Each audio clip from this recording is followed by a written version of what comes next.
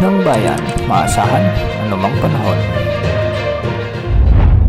Magandang oras po sa ating lahat. Narito ang update sa lagay ng panahon ngayon at sa susunod na 24 oras. Sa kasalukuyan ay maraming lugar pa rin ang naapektuhan ng southwest monsoon o habagat, lalo na sa bahagi ng Central Luzon, Southern Luzon at Visayas. Dahil nga dito, asahan ng mga pag-ulan dala ng monsoon rains ang Metro Manila, Mimaropa, Zambales, Bataan, Cavite, Laguna at Batangas. Makakaranas naman ng mga occasional rains ang Tarlac, Pampanga, Nueva Ecija at Bulacan. Posible ang mga flash floods at landslides, lalo na kung may mga malalakas na pagbuhos ng ulan. Samantalang magiging bahagyang maulap hanggang sa maulap naman ang mga kalangitan na may mga kalat-kalat na pag-ulan at pagkidlat pagkulog sa bahagi ng Visayas, Bicol Region at sa Central Luzon, sa natitirang bahagi ng Calabar Zone kasama ng Pangasinan. Dulot pa rin ito ng umiiral na southwest monsoon kaya posible pa rin ang flash floods at landslides, lalo na kung may mga katamtaman hanggang sa malalakas na pagbuhos ng ulan.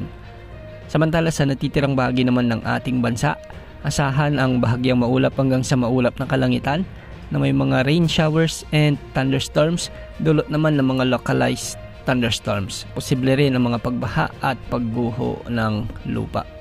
Mapapansin nga natin sa ating satellite animations na may mga makakapal pa ring kaulupan sa malaking bahagi ng bansa, dulot ito ng southwest monsoon. Kaya yung mga kababayan natin maging alerto po sa banta ng pagbaha at pagguho ng lupa.